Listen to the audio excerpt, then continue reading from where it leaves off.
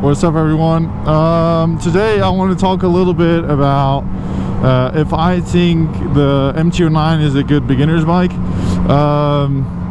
This is my second bike before I owned the restricted MT-07, and the short answer is no. I really don't think it's a good idea to get this as your first bike. That is for a couple of reasons. The main reason is just the power. It is too much power for a beginner bike, like absolutely is, no doubt in my mind. Sure, you could buy this bike as your first bike and be just fine, never have an accident with it. That is definitely possible. If you don't know what you're doing and you don't have like good throttle control or knowledge of how to take corners, this bike will end up killing you. Like, you will crash on this thing. Like I said, it is way too much power. This bike from the factory has 115 horsepower, at least for the second generation, which is the one I have. The third and fourth generation have 119 horsepower, I believe. This bike has 89 newton meters of torque from the factory, which is a lot. Like, that's a thing that I think most beginners don't realize. These numbers on paper, if you don't really know bikes, might not sound that high. Like 115 horsepower, that doesn't sound like much until you actually sit down on one of these things and ride them. Because like I said, I came from a restricted MT-07 which had 48 horsepower, which to me in the beginning felt like a fucking jet plane. Like, especially, you know, just never having ridden a bike, going to that, it just like, because the way you perceive speed is so much different on a bike, because you have all this wind, all of this noise, and it's just like you're on this thing. The only thing holding you on there is yourself. You don't have a cage around you to protect you. You don't have seat belts or anything, so the perception of speed is a lot different. And it's fun, but like I said, like my 48 horsepower bike already made me realize, like, damn, bikes are fast. And that was my first bike. Then I made the jump to this bike when I got used to the 48 horsepower bike, and I was like, it's alright, it's not fast, it's not slow, but it's just decent. And I made the jump to this bike, a 115 horsepower bike, like I said, with a lot more torque as well, because that actually comes into play a lot too.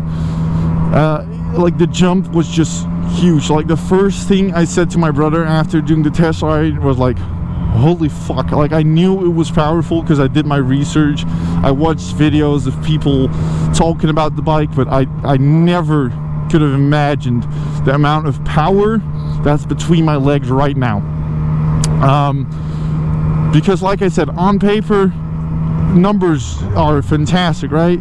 But like, it's not comparable at all. Like, you can't compare numbers to actually riding a motorcycle. Sorry to all the spec sheet warriors, but it just doesn't compare. Because this thing, honestly, I got it tuned, so I'm pushing a little bit more horsepower and torque than stock.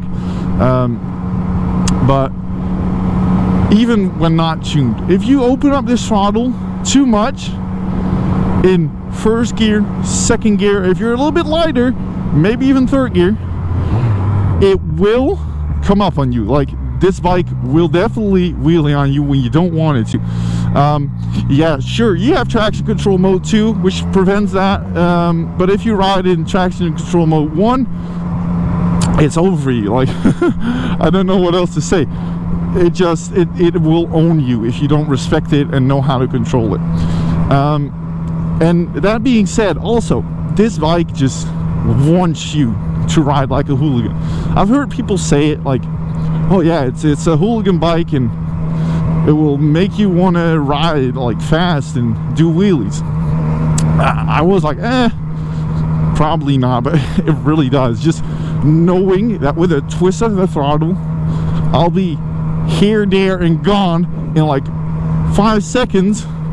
Just knowing you have that power in your right hand does something with you. At least it does for me, and I think it does for most people. So my bike is a 2018 MT-09 SP. So I have the upgraded suspension and shit. But the second generation, and as well as the first generation, is known to be a little like twitchy on the throttle, which is also not good for beginners. I talked a little bit about throttle control earlier, and a twitchy throttle is not going to help you with that. That's also just a thing with these inline 3s. They don't really have like a super predictable power band like an inline 4 would have. A way more predictable power band, obviously. Not saying that something like a Z900 is a good idea, but at least it will be a little bit more predictable. And the thing is, apparently the third and fourth generation are a lot more smooth, but that still doesn't take away the fact that if you do not know how to handle this thing, it's just gonna launch you. It really is. I just really wouldn't recommend getting this as your first bike, man. Like, it's a great fun bike, but this is too much for a beginner. So what would I recommend for a beginner? Like I said, I learned on a restricted MT-07, 48 horsepower. Anywhere around that, even like an unrestricted one, is fine if you kind of know how to control yourself. I would say somewhere between a 300 and a 650 is fine, excluding obviously 600cc inline 4 super sports, because that's not quite what I mean, you know. Because those are a lot more powerful, obviously. So basically what I'm saying, anywhere between like 40 and 70 horsepower is plenty of horsepower to learn on. You don't need more power than that. I will never meet the amount of power I have on this bike. Well, I've been riding it since August, and I rarely open up the throttle fully. Like, I rarely have it wide open. Even if I'm trying to haul ass, not even then, because I'm still getting used to this bike. Like, you get used to the speed quite fast. Like, that's a thing that also plays a big role in this. I think you get used to speed fast, and you're like, oh, this isn't fast anymore, I want something faster. But you really don't need something faster. I got all the power I need with this thing.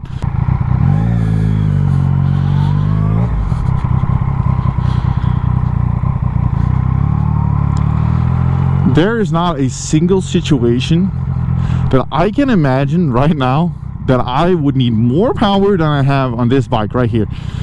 Because on highways, it performs fine. I can get out of danger real quick if I need to. On the street, it's fine too. Like, I don't need to rev up to 10,000 RPM to get to a power band I can actually use and have fun with, right? Like, I think this is the perfect bike for me. Maybe it's even a little bit too powerful, because like I said, I can use it. I can definitely use it like the whole rev range too without really getting myself in trouble. But I like a 100 horsepower bike would do the same thing. I could do it with 100 horsepower too. This one's just a lot of fun. I like the triple engine. It's smooth. It sounds good. So I don't regret buying this bike, but I don't need this much. I don't think I will get to a point where I will need more power to this ever. Maybe if you get like really good on a track, then you might need a little bit more power. But even then, you don't need it. You could handle it. That's the difference, you know. And by the way, I am going to the track pretty soon, actually. The 18th of April, I'm going to the track with my brother and some friends. It is not like a big, wide open track. It's just a little, like, it's a tiny little track where they train police officers on motorcycles.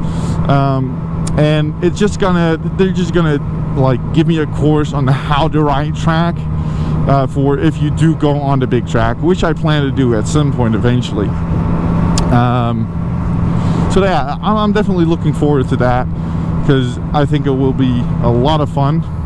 But like I said, I don't like, even when I'm going to big tracks, I will not be needing more power than this anytime soon. So I don't think you will see me on a 1000cc super bike anytime soon, if at all. If anything, my next bike is probably gonna get like less powerful than this, but I plan to keep this one for a good while. So long answer short, again, no, it's not a good beginner bike in my opinion. Way too powerful. It's also too expensive for a beginner bike in my opinion, honestly, because statistically speaking, you're way more likely to crash on your first bike than you are your second, your third, because of experience, obviously. So yeah, no, I definitely would not recommend getting this as a first for that reason too. Too much power, too much torque, too expensive for a first bike too, man, like Jesus. Definitely a good second bike though, for intermediate to advanced riders, because it is a lot of fun, definitely. I will show you real quick what it can do. I need to get a little gap between these cars and probably do a little snip and everything.